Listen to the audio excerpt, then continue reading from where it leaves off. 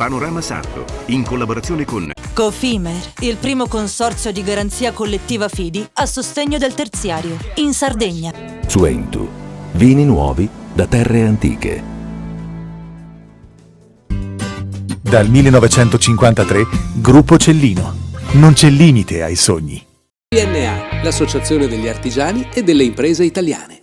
Grafiche Ghiani, l'esperienza di una vita, l'innovazione più avanzata. SE Trand, settore ecologia, dal 1979 al servizio dell'ambiente in Sardegna.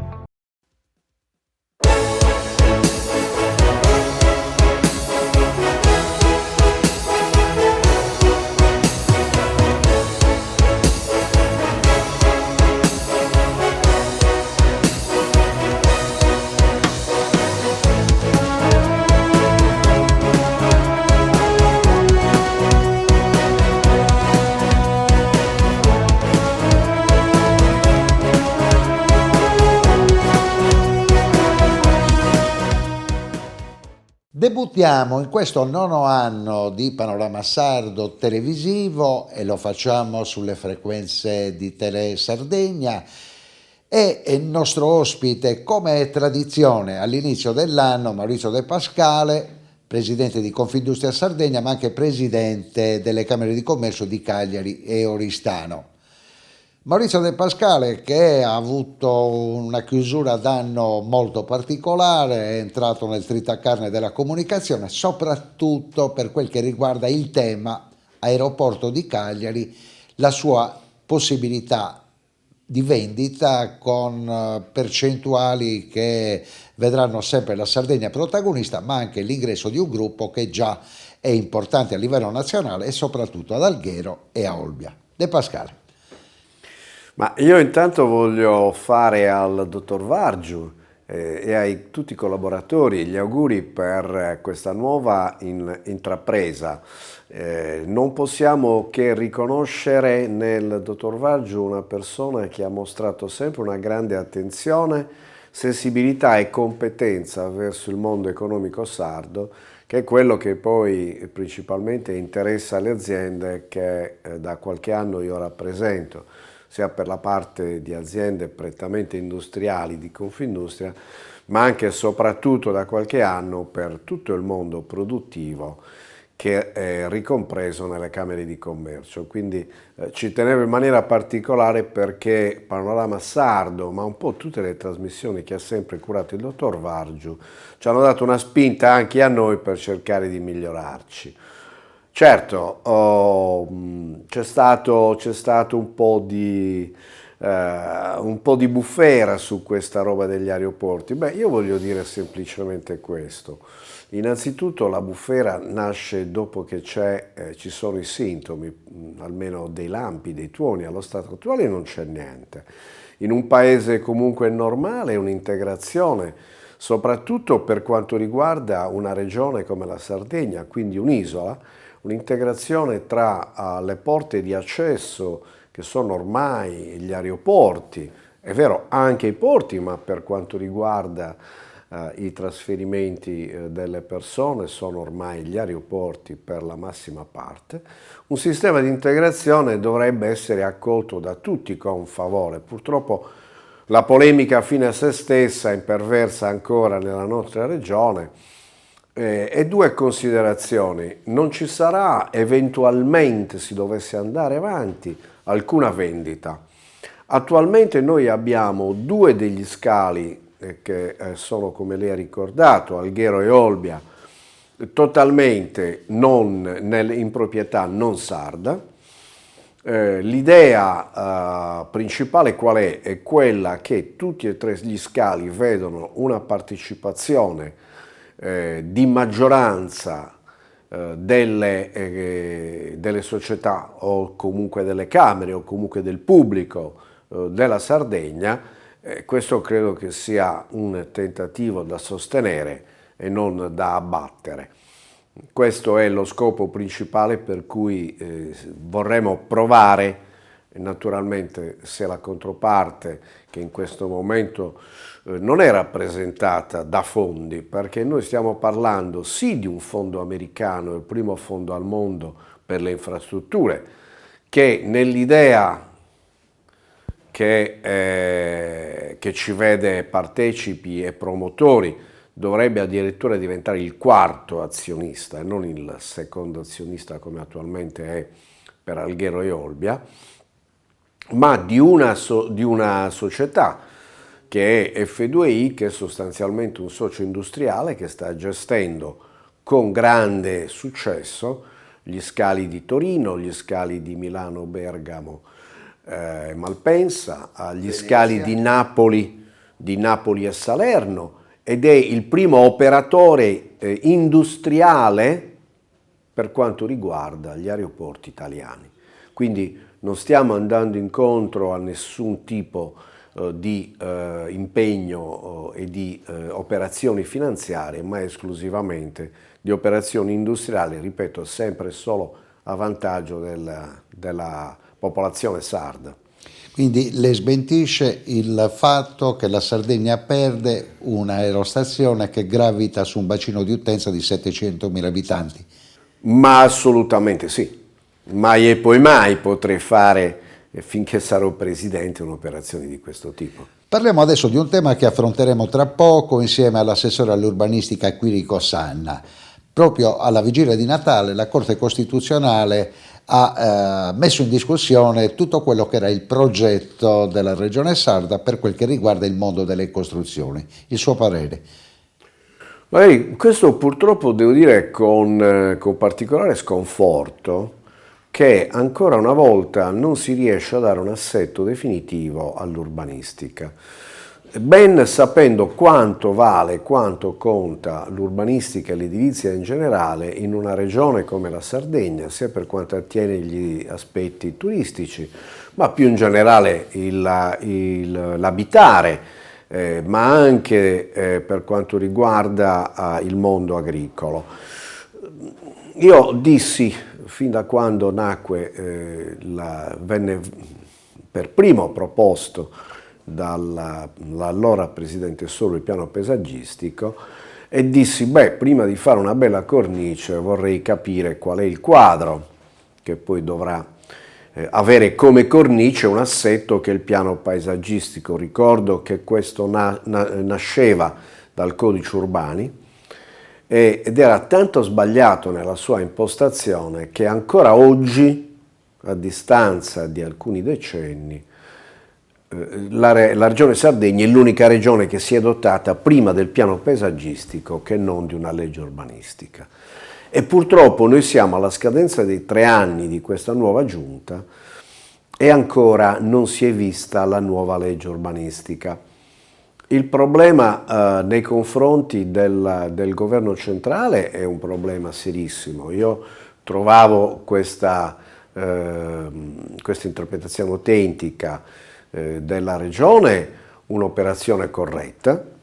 È vero che l'ambiente è materia concorrente, per cui lo Stato ha legittimamente normato la materia dell'ambiente. Purtroppo la cosiddetta copianificazione, che vede legato lo Stato con le regioni, è diventato uno strumento nelle mani poi dell'emanazione dello Stato centrale, che è il Ministero che sono le sovrintendenze nella sostanza, come motivo di blocco e di arresto di qualsiasi norma regionale. E questo purtroppo molto probabilmente avrà anche delle ripercussioni sul piano casa.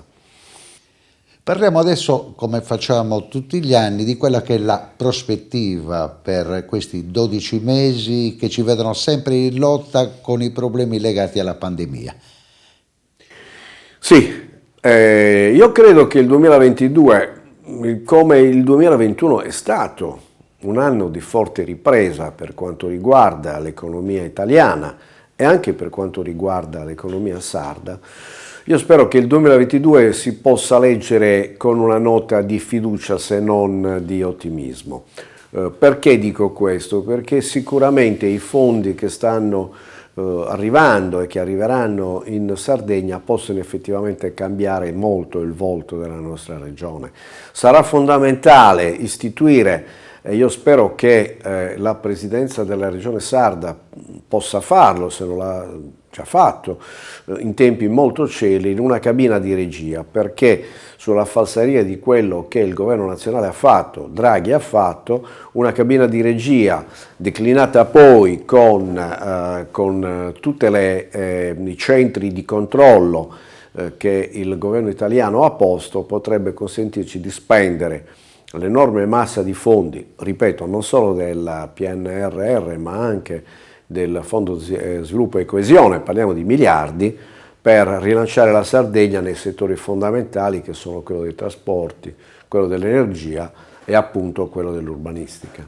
Grazie davvero a Maurizio De Pascale, soprattutto per le parole che ha espresso in apertura di questa intervista. Adesso ci spostiamo negli uffici dell'assessorato regionale, degli enti locali e dell'urbanistica. Grazie De Pascale. Grazie a voi, auguri ancora.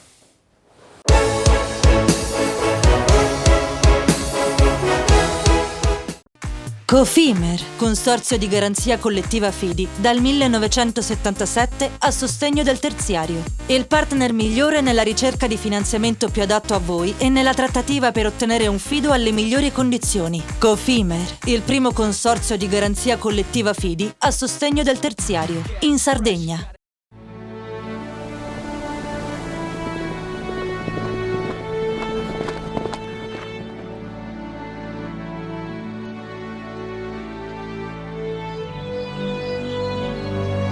Nel cuore della Sardegna esiste un luogo dove natura e bellezza si incontrano. È qui che nascono i vini della cantina Suentu. Suentu, vini nuovi da terre antiche. Fai impresa, la fai bene, meriti credito. Le garanzie diventano importanti. Il fondo di garanzia agevola il tuo accesso al credito. Se una banca ti presta denaro, hai garanzia a prima richiesta. Se ottieni 100, la garanzia copre fino a 80. La maggior parte delle garanzie è gratis. Il dettaglio sul sito spheres.it. Tutto inizia da un amore. Le farine, i mangimi, la pasta, le fette biscottate, la distribuzione, l'ospitalità. Dal 1953, Gruppo Cellino. Non c'è limite ai sogni. Difficile rapporto con le banche? Conta su CNA. CNA, l'associazione degli artigiani e delle imprese italiane. Siamo la più grande industria tipografica della Sardegna. Dall'81 stampiamo tutte le tirature, su tutti i supporti e con le tecnologie più avanzate del settore, garantendoti elevatissima qualità e la più totale dedizione e cura. Grafiche Ghiani, l'esperienza di una vita, l'innovazione più avanzata. Setrand, settore ecologia. La Setrand, leader in Sardegna nel settore ambientale, si rivolge alle amministrazioni pubbliche e alle aziende dell'isola. Mettiamo a disposizione la nostra struttura organizzativa, fornendo un valido supporto per la gestione di tutti i rifiuti speciali, pericolosi e non pericolosi, in linea con la nostra certificazione EMAS. Dal 1979 al servizio dell'ambiente in Sardegna.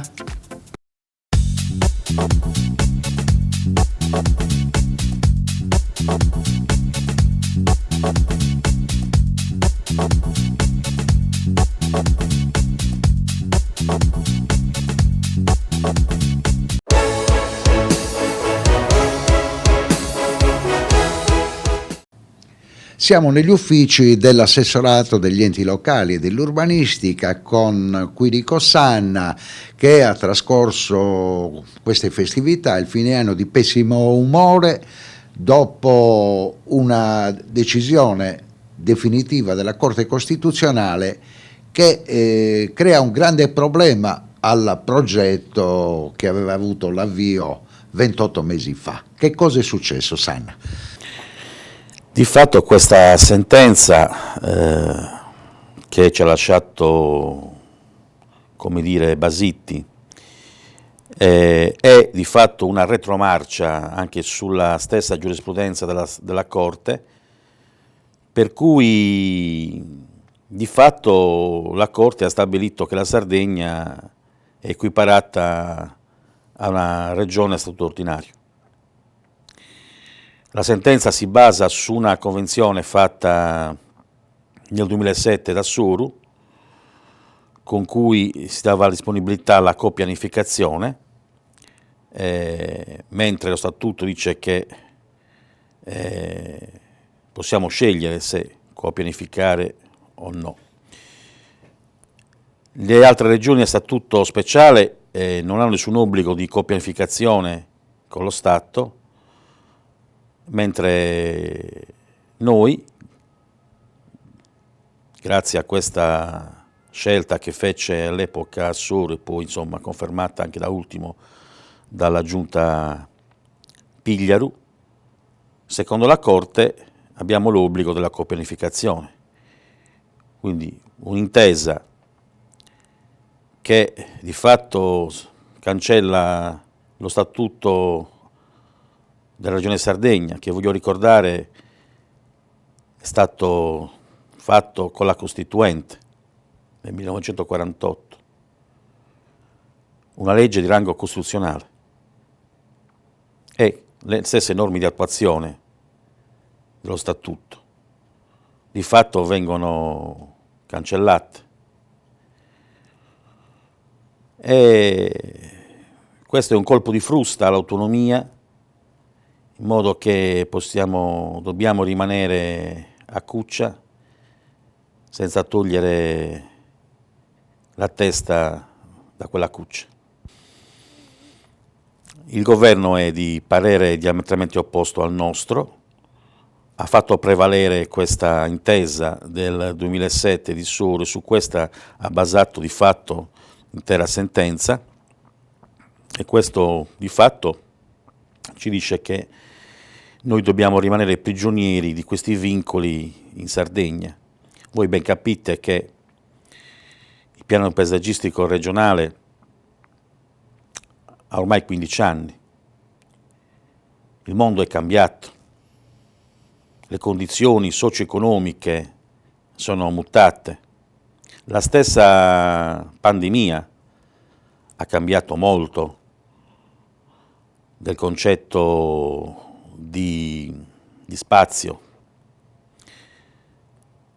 però la Corte così ha deciso, noi siamo abituati a rispettare le sentenze pur non condividendole.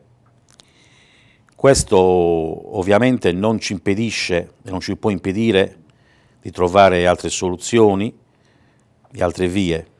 Certamente non è né in me, né nel presidente Solinas, né in questa giunta, né in questa maggioranza la parola resa.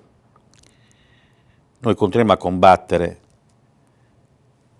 tanto in difesa dell'autonomia, perché è in atto un processo che va avanti da diverso tempo di contrazione delle autonomie delle regioni a statuto speciale, e in particolar modo di quella sarda. Noi abbiamo il dovere e il diritto di poter varare una legge che possa liberare la Sardegna da questi vincoli, dando sviluppo e progresso.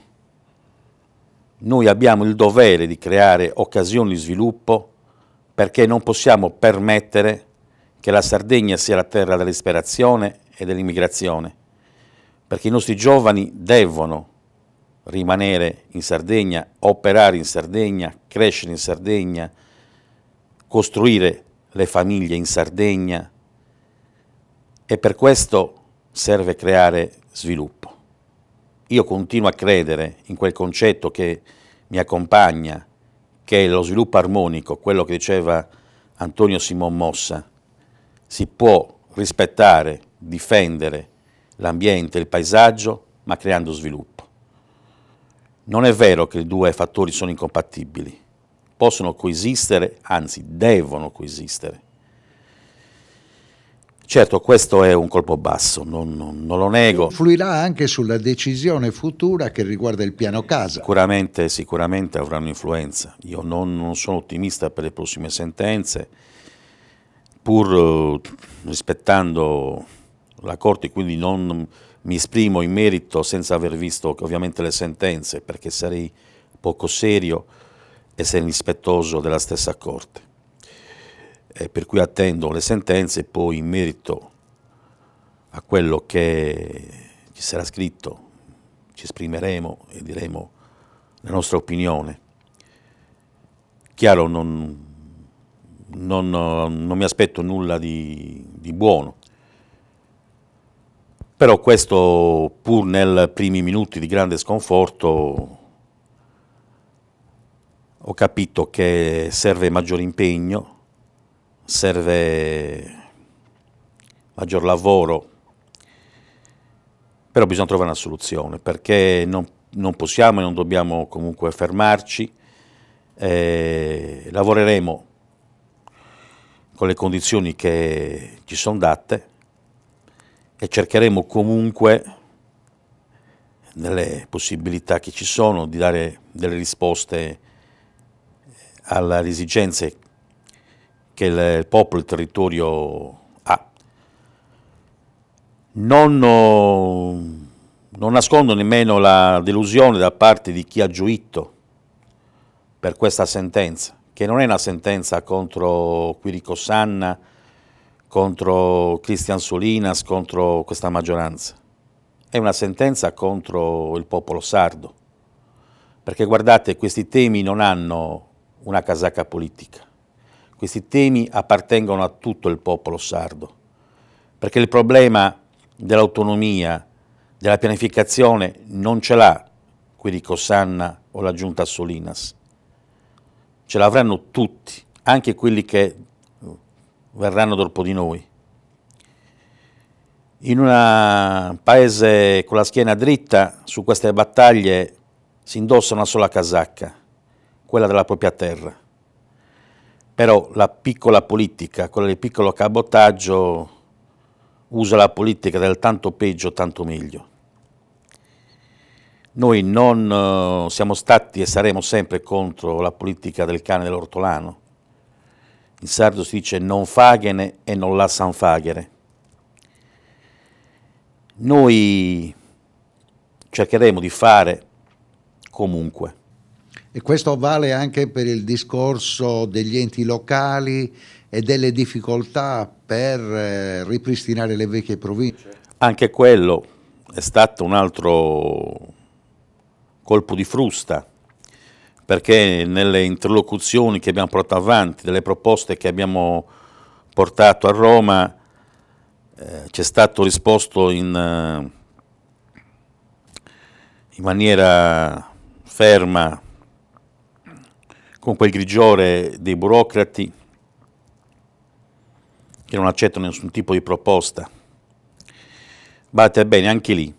Ci vuole un referendum. La provincia di Oristano fu istituita senza referendum preventivo. Le nuove province regionali furono istituite senza referendum preventivo. La stessa ultima provincia, quella del sud, fu istituita senza referendum preventivo. Oggi questo governo ci impone un referendum preventivo che è anacronistico. Anche qui, in 50 anni non si è mai celebrato e oggi pretendono, ricordandoci il nostro statuto. Però vedete, lo statuto va bene quando gli serve e poi è carta straccia quando invece dice cose contrarie alla loro visione. Delle due l'una, o lo statuto vale sempre o non vale mai. E invece vedo che quando conviene ci ricordano che abbiamo lo statuto, quando non gli conviene ci passano sopra come un carro armato. Vedete, la lotta e la battaglia per l'autonomia è un dovere di ogni sardo, o perlomeno coloro che hanno la schiena dritta e che non vivono la politica in ginocchio. Come si suol dire, se dobbiamo morire, moriremo in piedi, ma non ci piegheremo, né oggi e né mai. Un'ultima domanda, Assessore Sanna. Come mai in questi 28 mesi di governo si è ritrovato con tanti nemici in Consiglio regionale? Ma i nemici in Consiglio regionale, intanto nemici è una parola grossa, io penso che ancora si debba parlare di avversari. Guardate, i nemici o avversari, come volete chiamarli, si hanno quando si fanno le cose, quando si ha il coraggio di uscire dall'ipocrisia e fare scelte anche difficili. Sono quelle scelte che ci chiedeva il popolo sardo, sono quelle scelte che ci hanno chiesto coloro che ci hanno votato e ci hanno permesso di governare la Sardegna. Quindi era nostro dovere dare risposte e portare avanti il programma che noi abbiamo presentato ai sardi. Di parere diametralmente opposto è il governo italiano, che non è un caso che anche financo l'ultima norma che abbiamo inserito nella Omnibus per le zone umide, anche lì è arrivata una diffida, anche lì ci hanno fatto vedere di nuovo la frusta, come dire, allora non avete capito la lezione, dovete rimanere a cuccia. Sa, per indole i sardi non sono mai rimasti a cuccia. Il sardo è ribelle per natura. Non ci hanno soggiogato i romani, non ci hanno soggiogato i saraceni, certamente non ci faremo intimorire da chi pensa che la Sardegna possa essere una colonia d'oltremare. La dignità che ci è data dalla nostra storia millenaria, la dignità che ci è data dal voto popolare ci impone di continuare la lotta e la battaglia. Io sarò e sono in prima linea e se devo cadere cadrò in prima linea, ma cadrò in piedi, non certamente in ginocchio.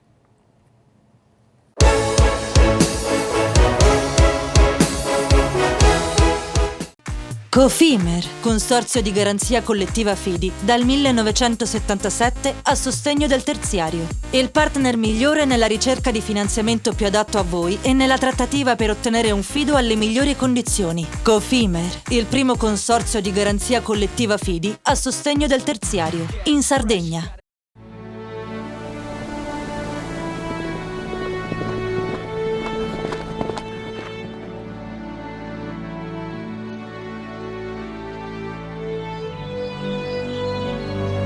Nel cuore della Sardegna esiste un luogo dove natura e bellezza si incontrano. È qui che nascono i vini della cantina Suentu.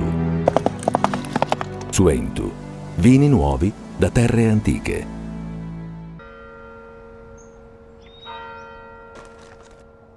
E tu? Filiere guinisesi. È nata la pasta Ercole.0, l'unica di filiera sarda al 100%, certificata dal grano alla tavola. Scopri il nuovo gusto Cellino nel tuo supermercato di fiducia.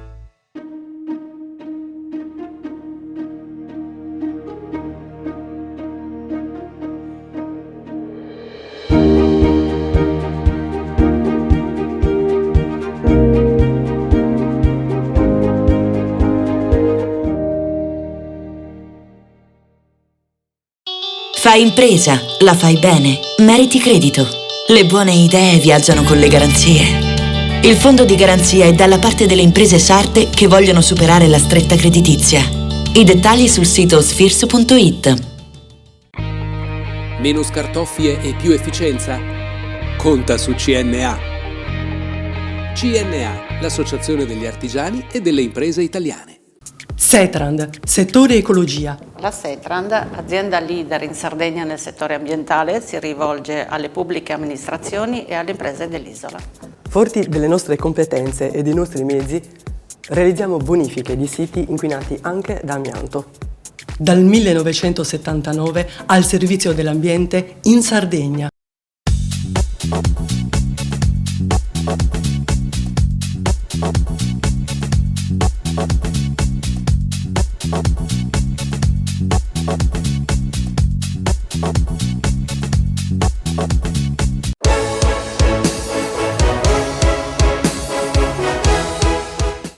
E dopo aver fatto visita agli uffici dell'assessorato agli enti locali e all'urbanistica, eccoci in questa prima puntata del 2022 di Panorama Sardo, negli uffici dell'assessorato del lavoro, che proprio nel fine anno ha dato buone notizie.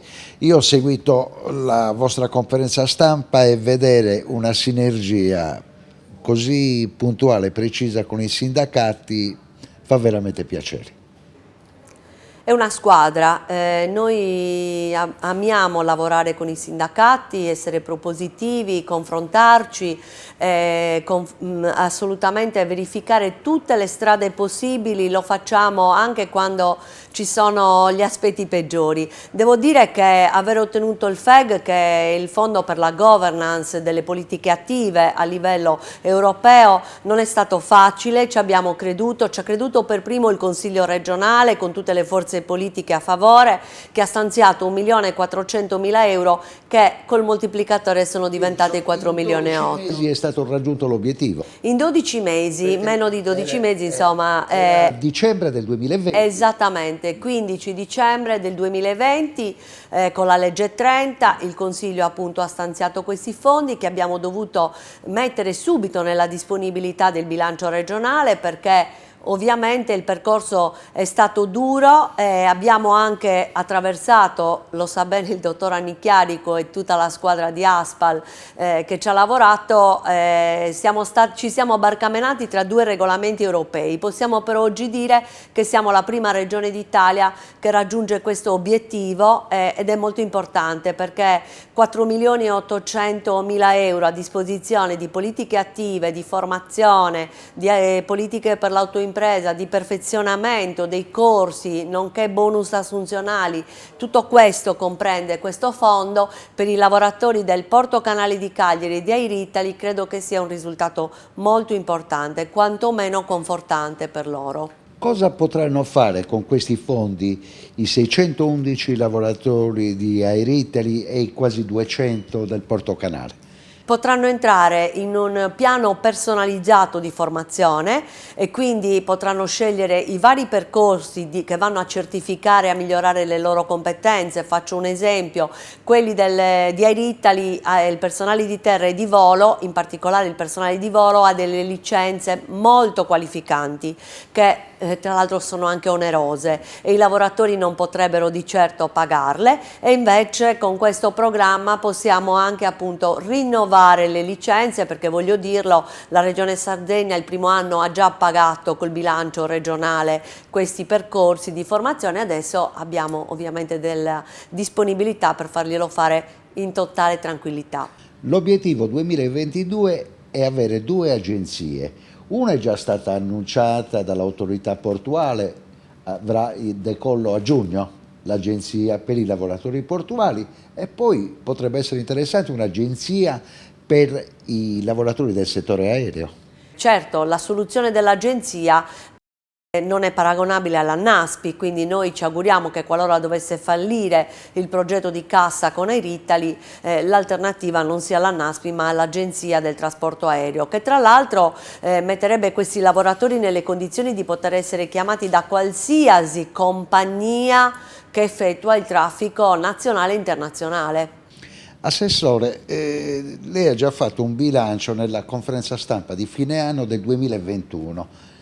È stato un anno nel quale è stato tracciato un solco fondamentale che riguarda la formazione e le politiche attive del lavoro. Sì. Lo possiamo definire l'anno di rilancio della formazione professionale, perché abbiamo sostenuto gli enti e le agenzie e abbiamo sovvenzionato loro il costo del lavoro, un taglio importante che ha permesso non solo di superare la crisi e di contrastarla, ma addirittura la misura la rinnoveremo nel 2022 e quindi consentirà loro anche di affrontare, insomma, quella ripartenza che tanto è necessaria in questo momento. Ma non solo, abbiamo voluto anche finanziare i corsi di formazione per i disoccupati e per i lavoratori. I corsi dei disoccupati sono andati nei settori chiave richiesti dal mercato, gli skill che che sono offerti oggi sono quelli che notoriamente definiamo i lavori di sugonnottu, per citarne qualcuno, fabbri, carpentieri, saldatori, ma anche nel settore dell'hospitality ovviamente tante sono state le professionalità richieste,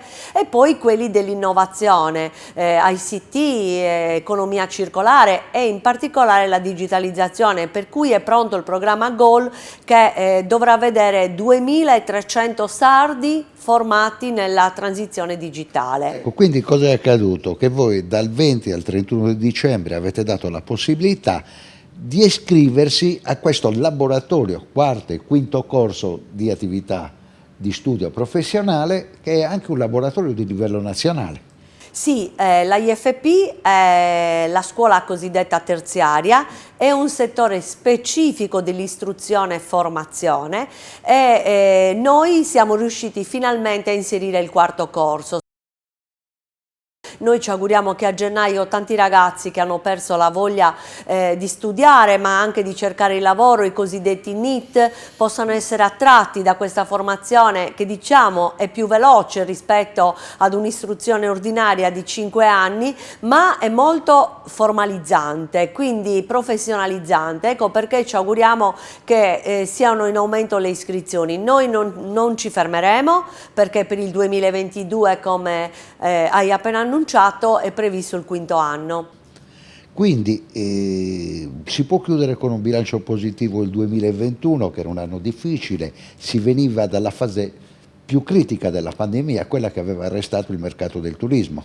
Esattamente sì, anche lì devo dire che la Regione Sardegna, la Giunta in particolare ci ha creduto pesantemente, ma abbiamo avuto delle misure che sono state messe in norma e quindi devo dire tutto il Consiglio regionale ha supportato le misure che abbiamo utilizzato per il taglio del costo del lavoro, in particolar modo le sovvenzioni per il settore turistico. Ricordo che la depressione, la grande difficoltà a guardare al futuro che avevamo nell'anno pandemico determinante del 2020, quando insieme al Presidente Solinas abbiamo incontrato il mondo dell'hospitality e la filiera turistica e il Presidente allora disse: visto Sanremo, non chiudete, lottate in questa fase difficile, e così è stato. Il 2021 è stato un anno, possiamo dire, di conforto, ecco, per aprire invece questo 2022 che deve essere un anno, Covid ancora permettendo,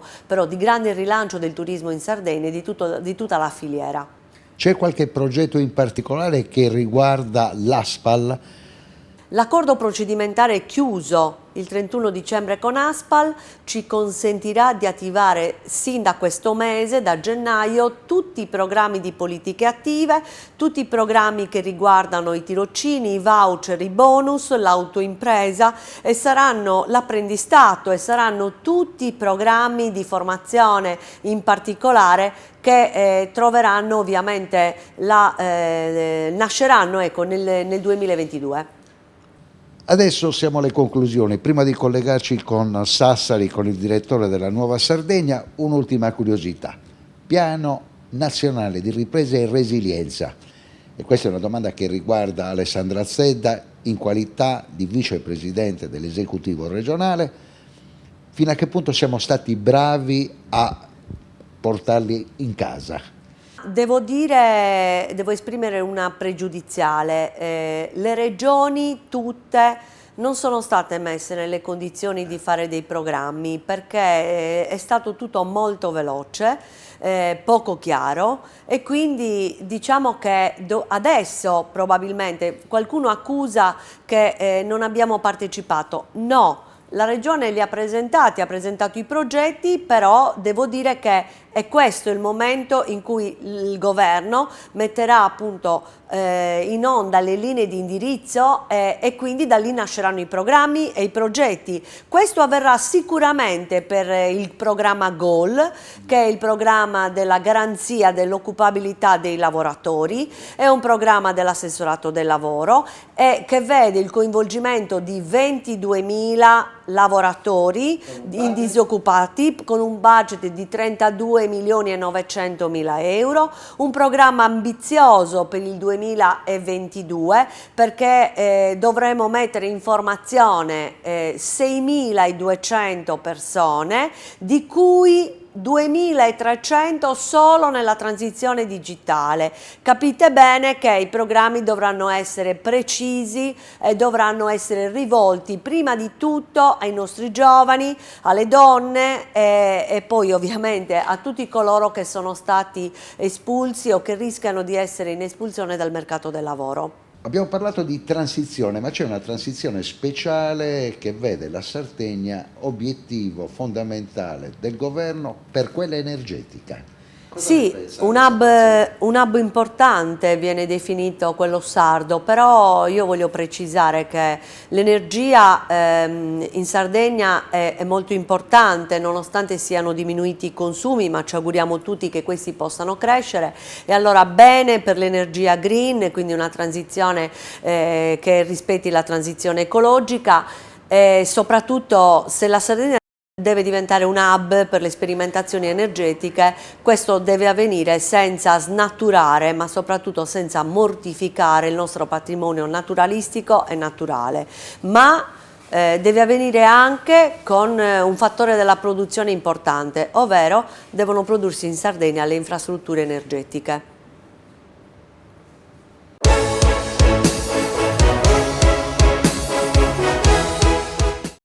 Cofimer, consorzio di garanzia collettiva Fidi, dal 1977 a sostegno del terziario. Il partner migliore nella ricerca di finanziamento più adatto a voi e nella trattativa per ottenere un fido alle migliori condizioni. Cofimer, il primo consorzio di garanzia collettiva Fidi a sostegno del terziario, in Sardegna. Nessuno lotta per la tua impresa? Conta su CNA. CNA, l'associazione degli artigiani e delle imprese italiane. Siamo la più grande industria tipografica della Sardegna. Dall'81 stampiamo tutte le tirature, su tutti i supporti e con le tecnologie più avanzate del settore, garantendoti elevatissima qualità e la più totale dedizione e cura. Grafiche Ghiani, l'esperienza di una vita, l'innovazione più avanzata. Fai impresa, la fai bene, meriti credito. Non c'è solo il credito bancario. Con i mini bond e le cambiali finanziarie coperti dal fondo di garanzia, i tuoi progetti trovano nuovi investitori che credono in te. Contatta Spheres.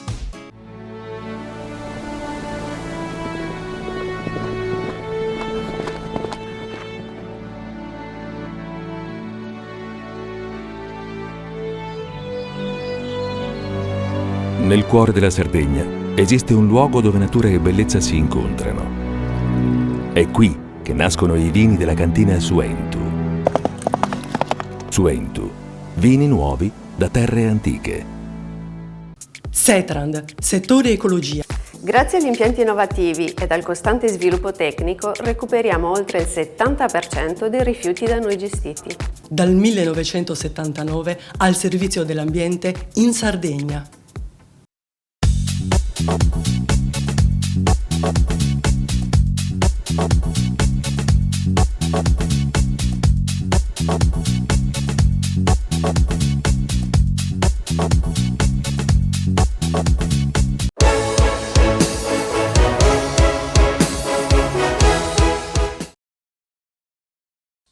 Adesso andiamo in collegamento con Sassari, con il nostro amico direttore della Nuova Sardegna, Antonio Di Rosa. Buon anno Antonio. Buon anno anche a voi. Sono tante le cose di cui parlare, ma io inizierei con te parlando di sanità. C'è questo trasferimento dall'ATS all'Ares, il riavvio delle ASL che erano cancellate, Sassari perde la capitale della sanità della Sardegna, ma forse sia Sassari che Alghero avranno 2 nuovi ospedali. Il tuo commento? Questo è quello che dice il Presidente della Regione. Non abbiamo motivo di non credergli, però i fatti sono altri. La divisione in 8 ASL, noi eravamo contrari, lo siamo contrari perché ci sembra una distribuzione ulteriore di poltrone, di posti per sistemare tutta una serie di persone. Spero che queste persone scelte siano competenti e siano in grado di gestire la sanità al meglio, visto che siamo ancora in un momento pandemico e abbiamo bisogno del massimo della professionalità. Da quello che abbiamo scritto, ogni partito ha dato un nome, ha segnalato un nome, e poi invece al vertice dell'Ares c'è questa manager che arriva da Treviso. Sì, arriva dal Veneto, adesso faceva la commissaria, se non sbaglio, in Molise, e spero che lei, la stiamo sentendo, spero che lei sia all'altezza della situazione e possa affrontare i problemi della Sardegna nel migliore dei modi. Guarda, la cosa che voglio dire è che non si può più galleggiare, i politici non possono più galleggiare, devono dare risposte nette e precise a tutti i cittadini e realizzare le cose che dicono di fare. Noi ospitiamo le loro opinioni, ospitiamo le loro intenzioni e poi verificheremo dopo se tutto quello che ci hanno detto sarà fatto, perché la gente non ama più questo galleggiamento, questo stare in mezzo e non decidere le cose che vanno fatte. Questo riguarda tutti e la spinta che ha dato Draghi a tutto il paese è tale che chi non risponde a queste spinte e non le applica e non sfrutti i soldi che arriveranno perderà l'ultimo treno. I sardi non sono disposti a perdere l'ultimo treno, anche perché va piano, come sappiamo, e quindi il 2022 deve essere un anno di svolta vera. Io credo sempre che nelle grandi questioni come quella della sanità non basta una maggioranza, ma ci vuole anche il conforto dell'opposizione, perché è una cosa che riguarda tutti i cittadini, non solo pochi. E quindi siamo in presenza di scelte epocali che saranno vissute sulla nostra pelle e abbiamo bisogno di certezze sulla realizzazione, sui tempi e sulla professionalità di chi ha avuto l'incarico di portare a termine questa missione.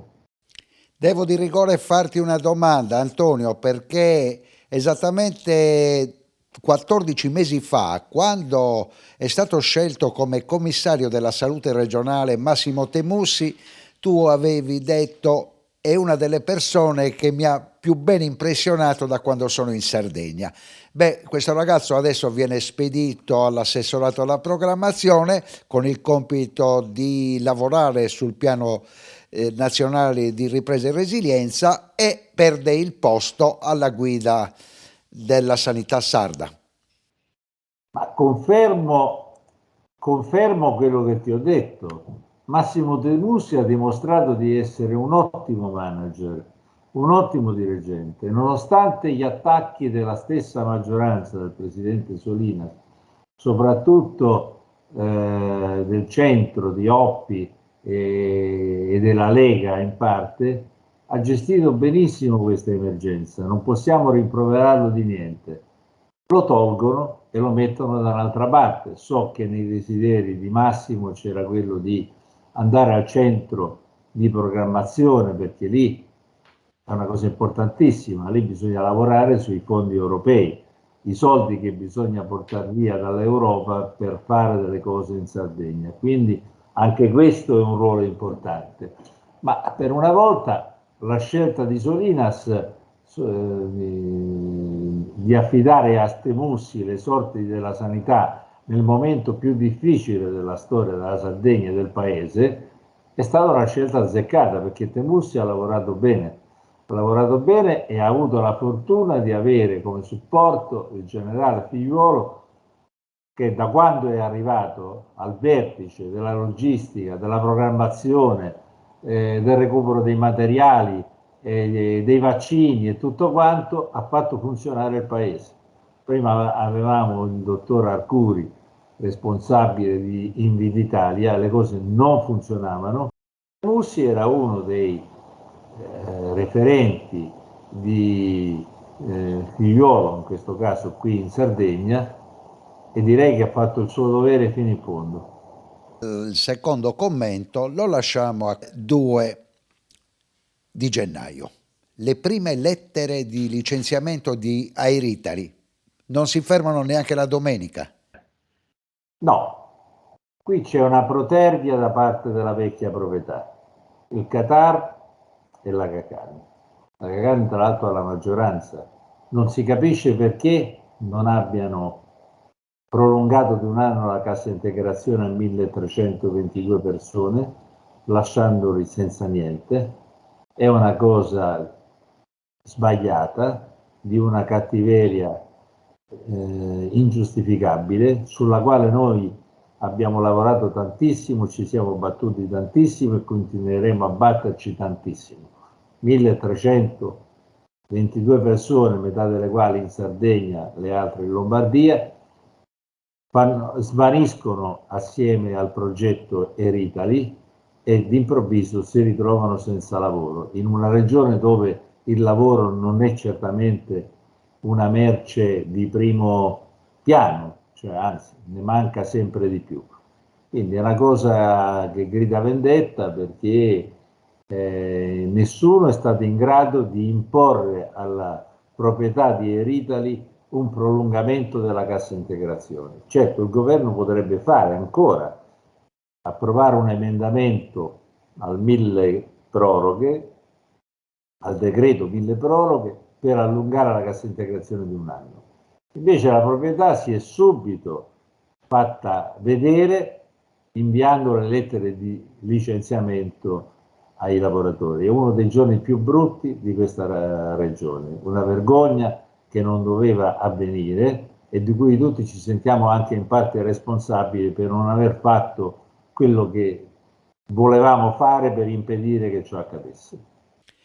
Noi ci colleghiamo mensilmente, Panorama Sardo si mette in contatto col direttore della Nuova Sardegna per valutare e commentare i fatti dell'economia, ma c'è un grande fatto alle porte, che è quella dell'elezione del Presidente della Repubblica. Noi ci risentiremo quando sarà già eletto. Qual è la tua sensazione?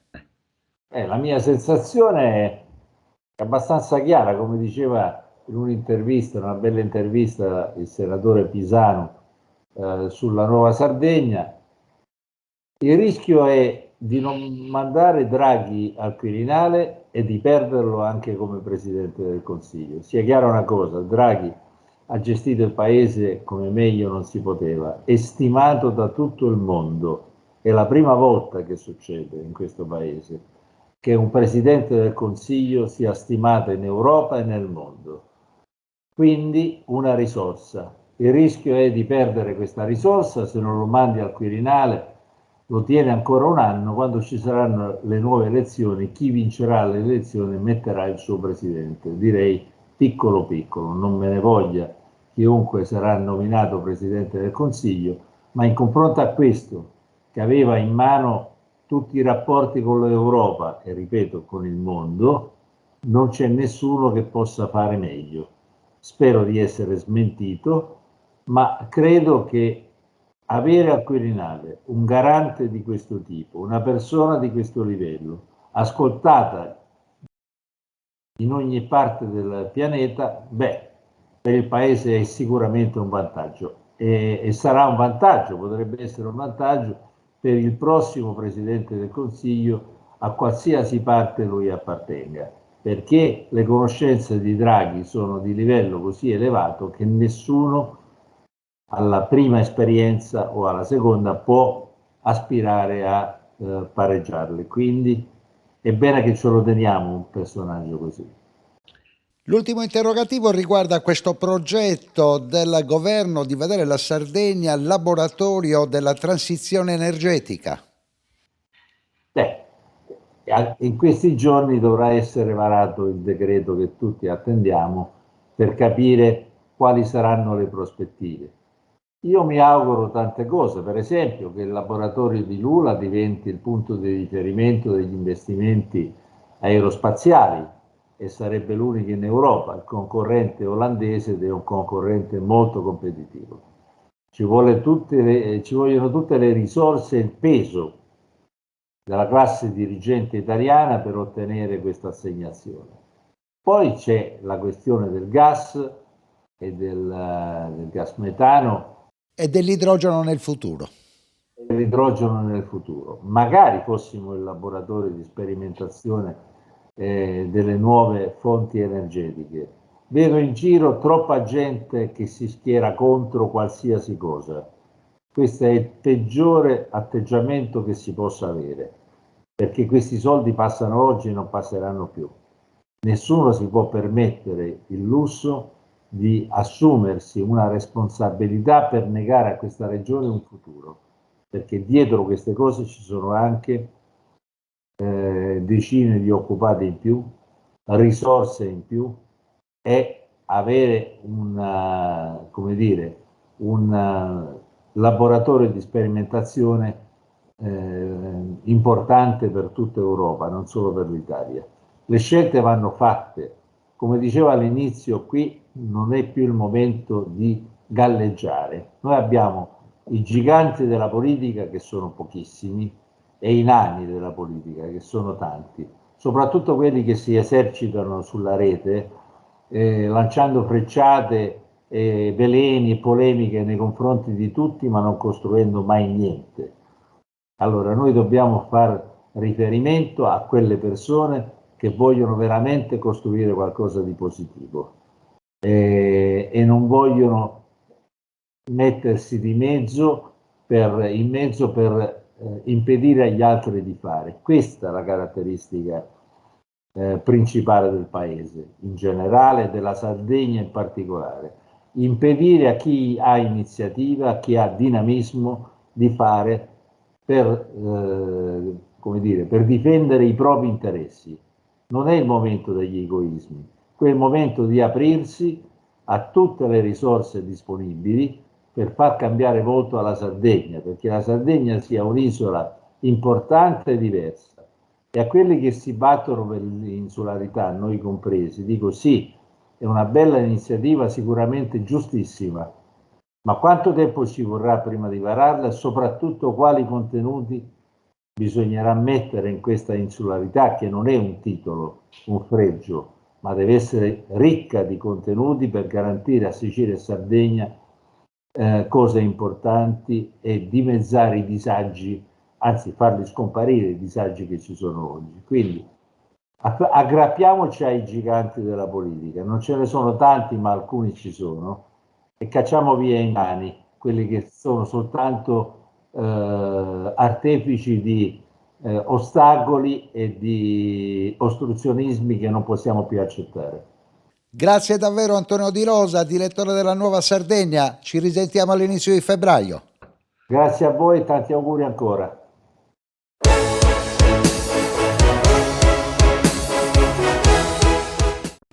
Cofimer, consorzio di garanzia collettiva Fidi, dal 1977 a sostegno del terziario. Il partner migliore nella ricerca di finanziamento più adatto a voi e nella trattativa per ottenere un fido alle migliori condizioni. Cofimer, il primo consorzio di garanzia collettiva Fidi a sostegno del terziario, in Sardegna.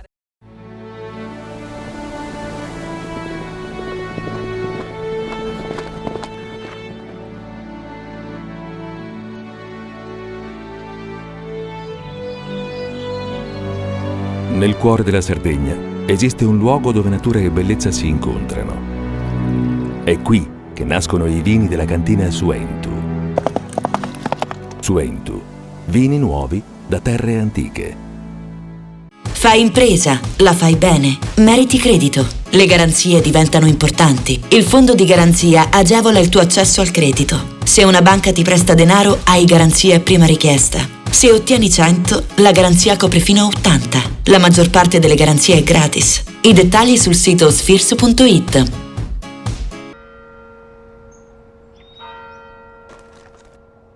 E tu?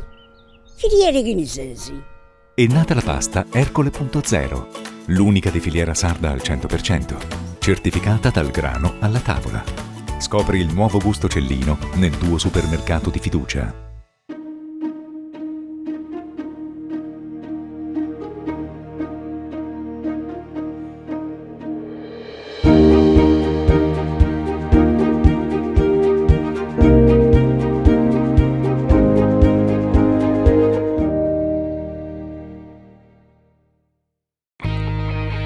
Difficile rapporto con le banche? Conta su CNA. CNA, l'associazione degli artigiani e delle imprese italiane. Setrand, settore ecologia. Siamo in grado di attivare il pronto servizio ecologico in caso di emergenze con potenziale contaminazione delle matrici ambientali. Dal 1979 al servizio dell'ambiente in Sardegna.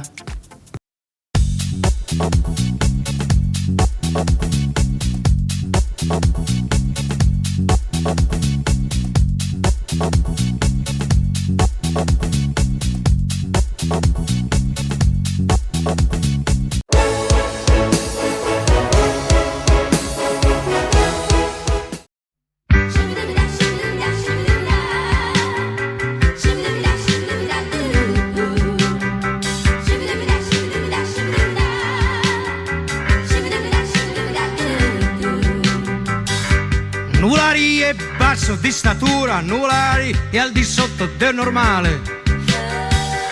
Nuvolari è a 50 kg d'ossa, Nuvolari ha un corpo eccezionale.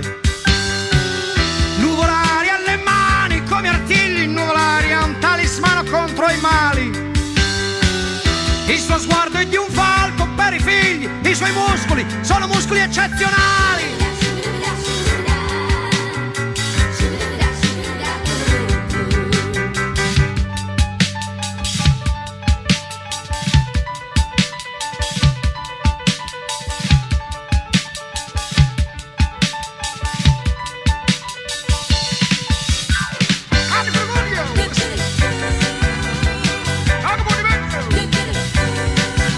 Gli uccelli nell'aria perdono l'ali quando passa Nuvolari.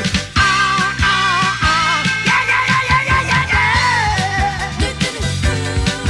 Quando corre Nuvolari mette paura perché il motore è feroce mentre taglia ruggendo la pianura.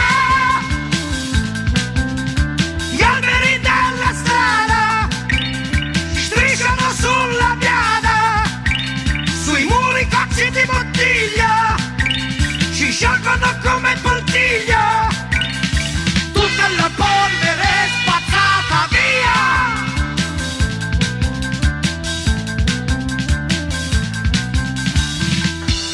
Quando corre Nuvolari, quando passa Nuvolari, la gente arriva in mucchio e si stende sui prati.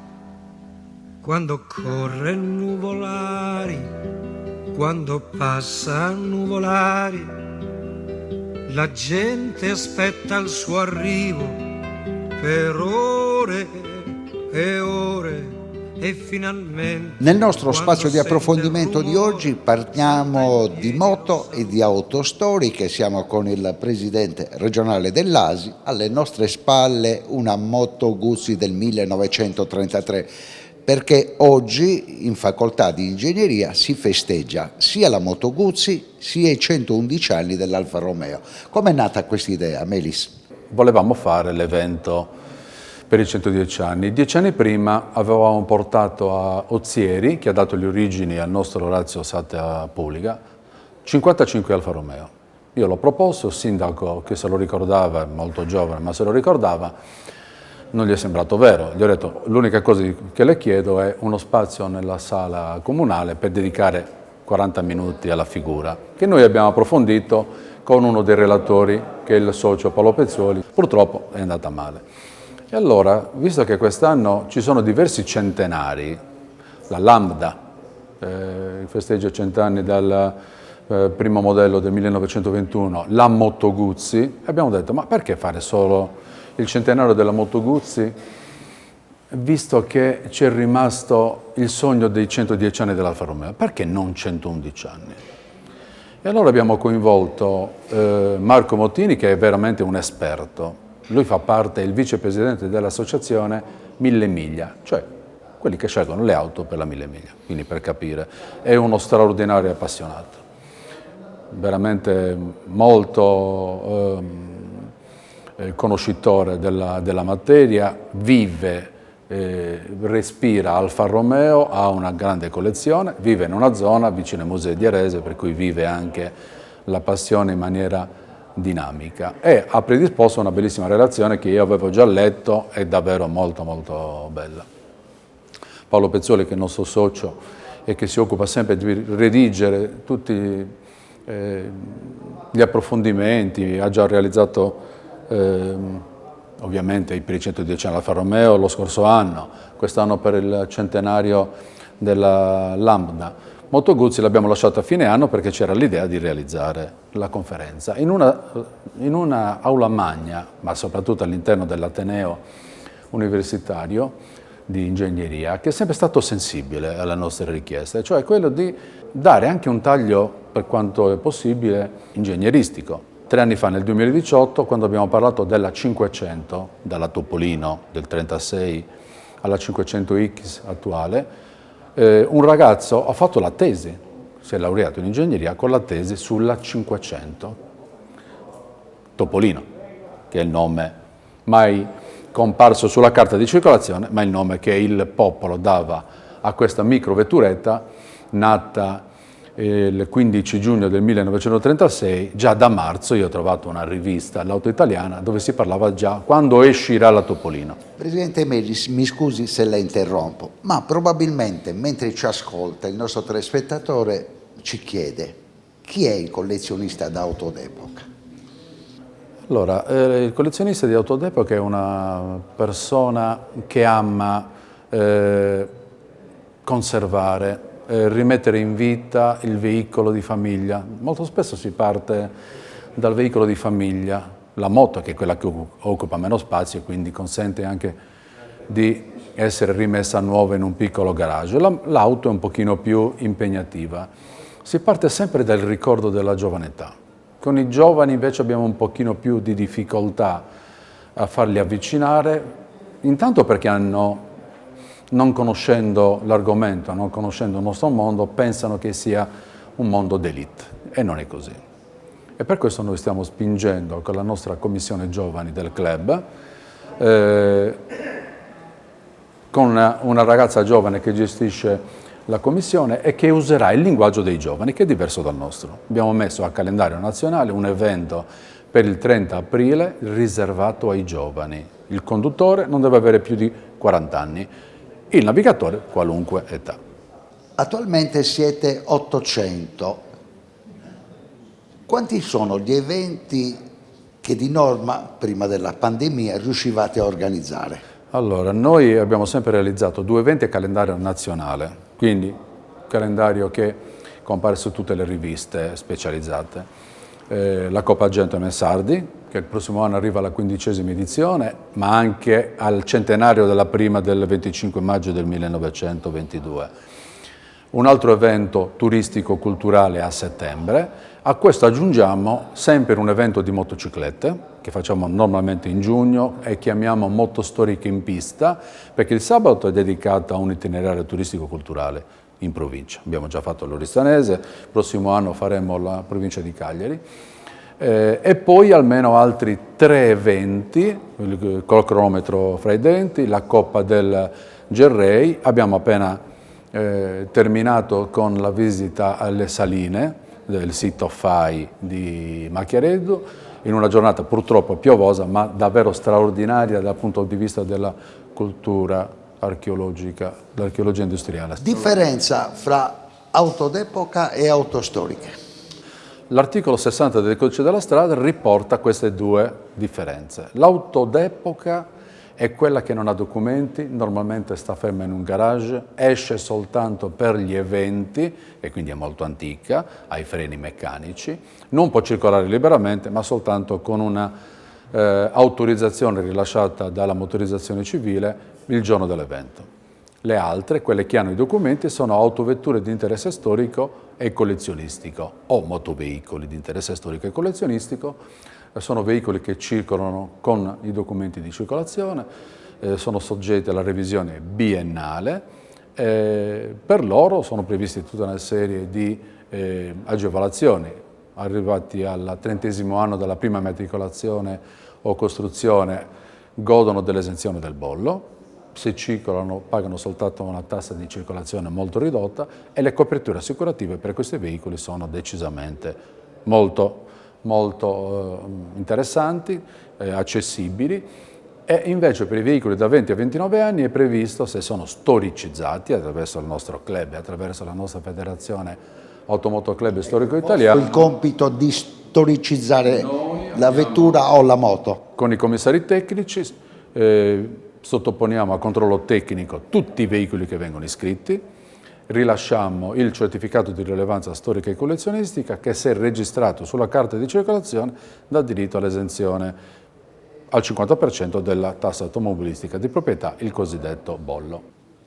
Il nostro telespettatore, che è curiosissimo, si chiede a questo punto, in un momento di transizione energetica in cui si parla di inquinamento, di auto elettriche, di auto ibride, si ha a che fare con un mondo, quello vostro, delle auto storiche e delle auto d'epoca che vanno a benzina e dovrebbero anche inquinare.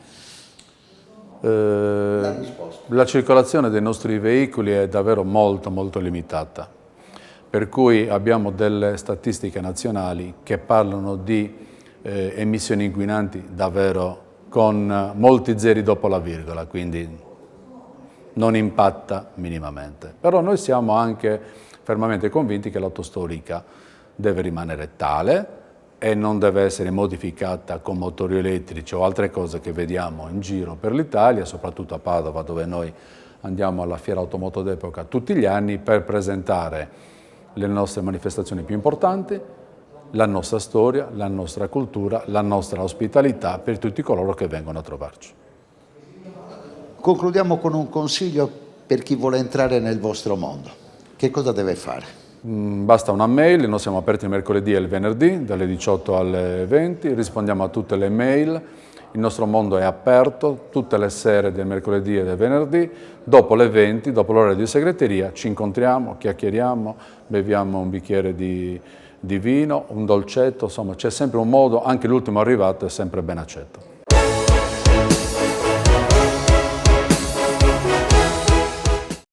Cofimer, consorzio di garanzia collettiva Fidi, dal 1977 a sostegno del terziario. Il partner migliore nella ricerca di finanziamento più adatto a voi e nella trattativa per ottenere un fido alle migliori condizioni. Cofimer, il primo consorzio di garanzia collettiva Fidi a sostegno del terziario, in Sardegna.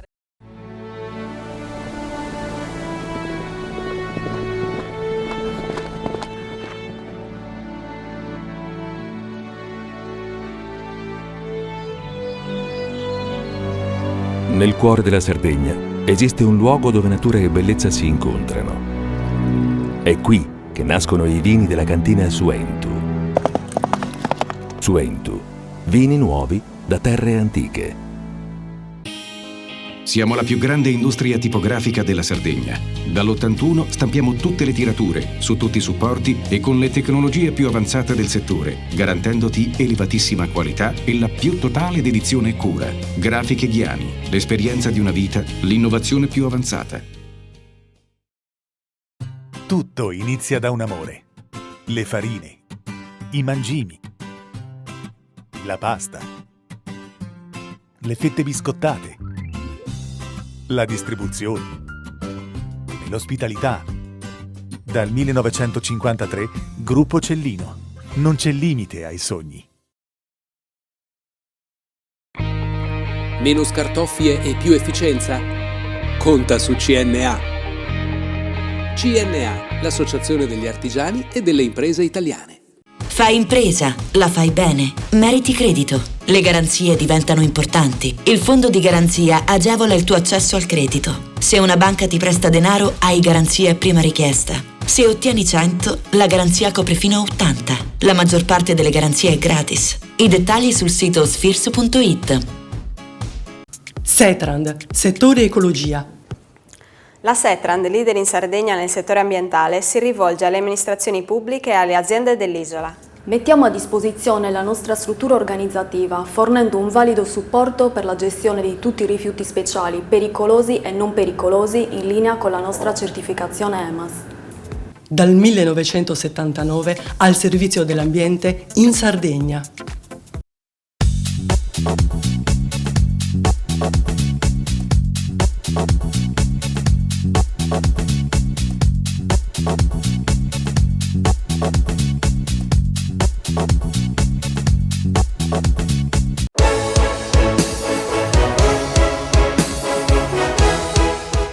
E siamo in chiusura di questo primo appuntamento di Panorama Sardo del 2022 e chiudiamo con Romina Mura, che è presidente della Commissione Lavoro della Camera dei Deputati, una commissione che aveva iniziato il 2021 con un obiettivo: promuovere assolutamente le politiche attive. Poi com'è andata? Le politiche attive di fatto hanno iniziato il loro percorso, abbiamo ristrutturato quanto c'era già, che non funzionava bene, perché noi siamo il paese in cui si sono spese tantissime risorse in politiche passive, no? Cassa integrazione e altre formule di sostegno al reddito, in cui spesso i lavoratori finiti in cassa integrazione li abbiamo pure dimenticati. Quindi con le politiche attive e con il PNRR, con il quale abbiamo messo a correre oltre 4 miliardi, di fatto abbiamo messo in campo le regioni. Adesso ciascuna regione italiana dovrà, attraverso dei piani di formazione, degli interventi puntuali, provare a riattivare tutta una serie di energie lavorative, appunto, ferme, alcune anche da tanti anni, per provare ricollocarle nel mondo del lavoro.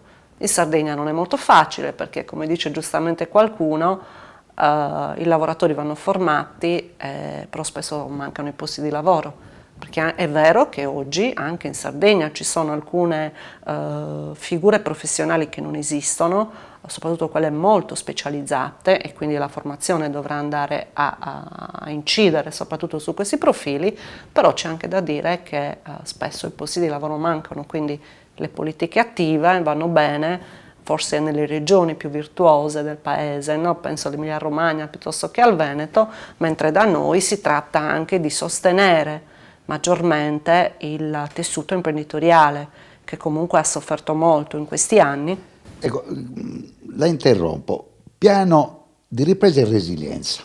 Primo obiettivo: promuovere e sviluppare le politiche attive. Secondo, un occhio particolare per la donna.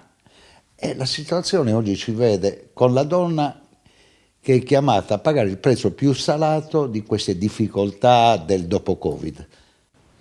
Noi veniamo da anni di segregazione occupazionale delle donne, perché non solo le donne sono quelle che hanno perso il lavoro, ma spesso, e questo con la pandemia si è ovviamente allargato come fenomeno, spesso le donne sono quelle che fanno i lavori più poveri, no?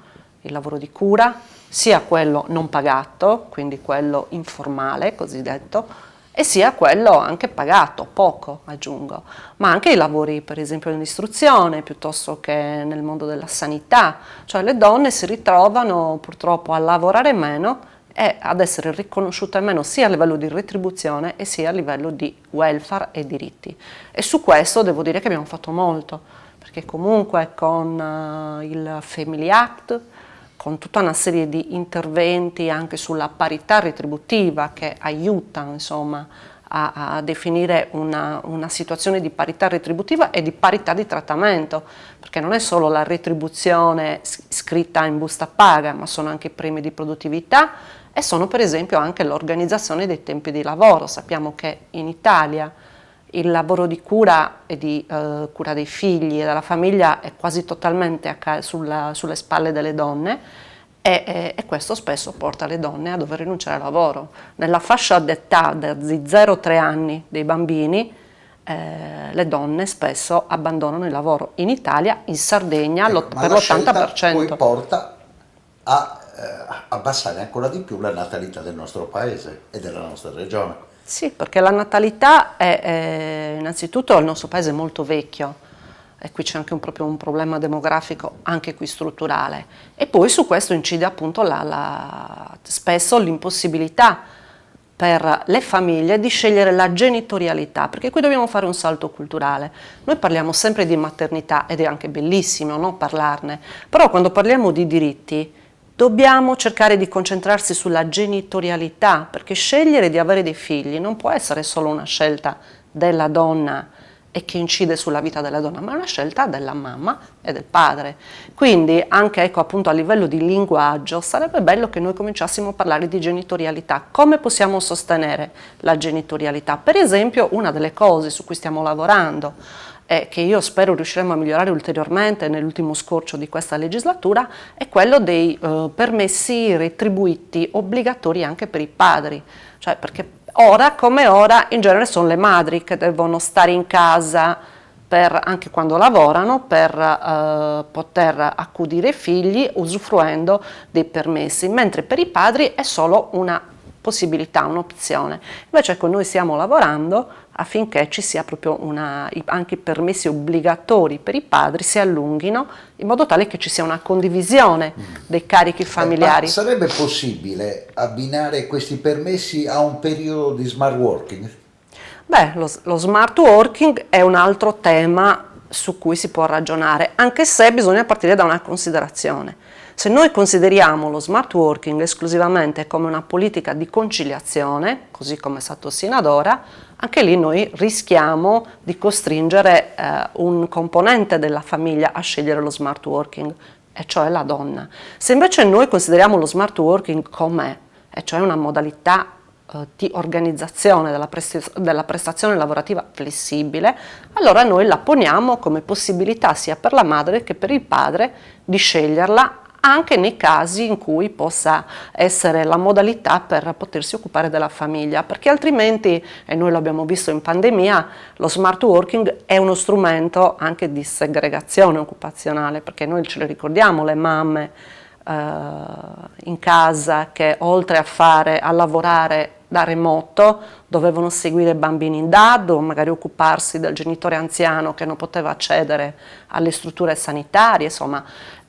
Lavorare sul welfare, lavorare sull'organizzazione del lavoro diventa la modalità anche per liberare le energie femminili in questo paese, in Sardegna ancora di più.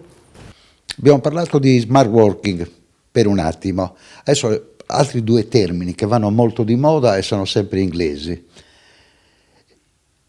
Parliamo di termini che sono legati alla formazione, upskilling e reskilling. Voi di questo avete parlato in novembre con Federmanager, è un argomento molto importante e riguarda la formazione, questo è il termine, formazione all'interno di chi è già in azienda e formazione di chi entrerà in azienda.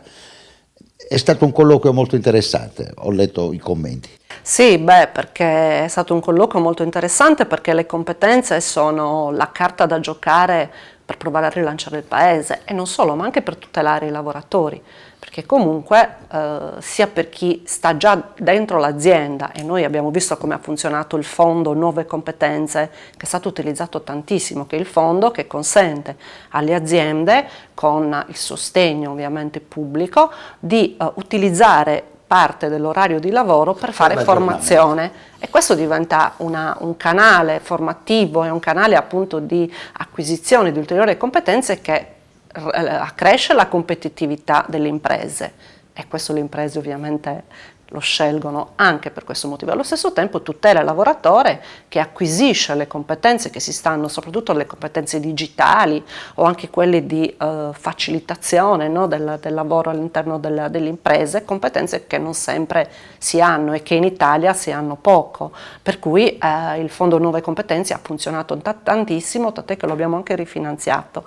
E poi c'è la formazione per chi un lavoro invece lo deve cercare, ma io aggiungerei anche l'orientamento sui nostri giovani che ancora stanno studiando, e a questo proposito cito l'ITS e quindi la formazione specialistica, che in altri paesi funziona tantissimo e consente ai giovani di uscire dal ciclo formativo e di trovare immediatamente lavoro, e noi anche su questo stiamo puntando molto. Ci sono circa 2 miliardi nel PNRR e altre risorse a carico del bilancio nazionale, proprio perché questo paese ha bisogno di competenze specialistiche, le imprese chiedono competenze specialistiche e le competenze specialistiche sono anche quelle maggiormente retribuite e, per tornare al ragionamento di prima, sono quelle che spesso sono quasi sempre maschili, perché le donne, le cosiddette competenze STEM, no?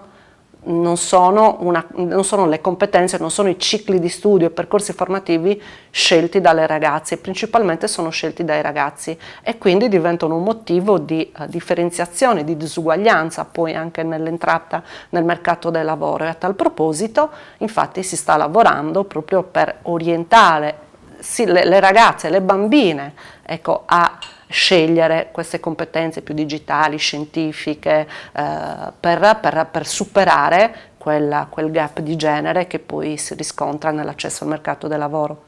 Siamo alla volata finale. Prima dell'ultima domanda, una riflessione che riguarda la Sardegna in particolare, che anche nel 2021 ha confermato la maglia nera per quel che riguarda l'abbandono scolastico. Sì. La Sardegna, e purtroppo non solo per l'abbandono scolastico, anche per tante altre questioni che la indeboliscono fortemente, no? Però io credo che la formazione, l'istruzione continui ad essere la leva fondamentale per far ripartire la Sardegna.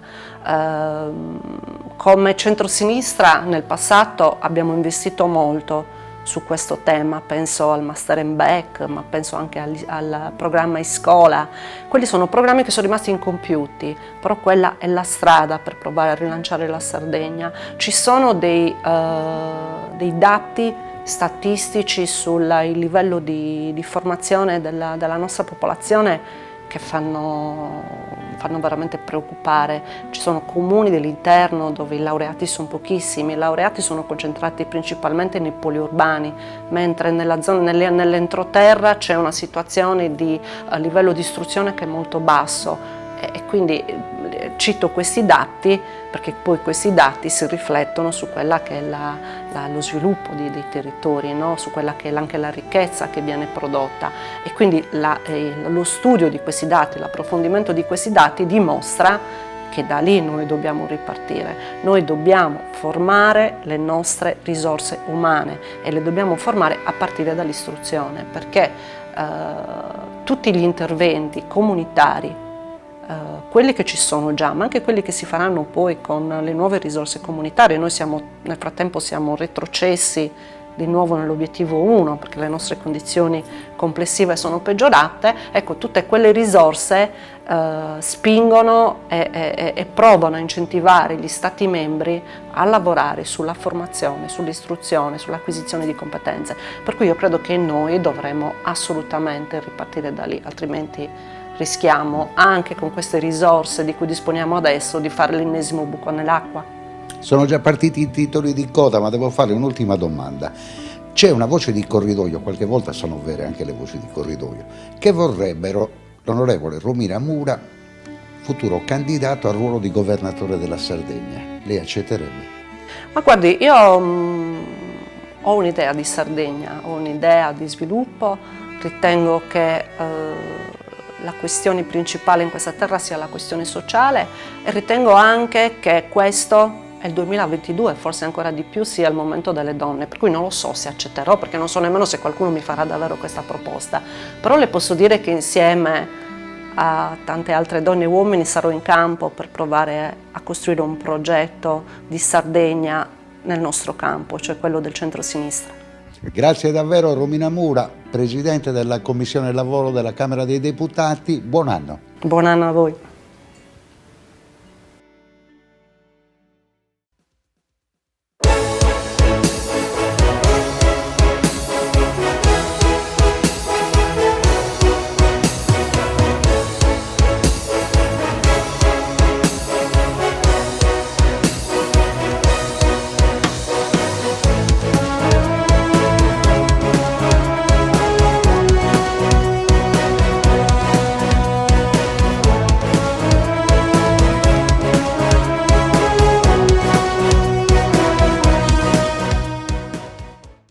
Cofimer, il primo consorzio di garanzia collettiva fidi a sostegno del terziario, in Sardegna. Suentu, vini nuovi da terre antiche. Dal 1953, Gruppo Cellino. Non c'è limite ai sogni. PNA, l'associazione degli artigiani e delle imprese italiane. Grafiche Ghiani, l'esperienza di una vita, l'innovazione più avanzata. SE Trand, settore ecologia, dal 1979 al servizio dell'ambiente in Sardegna.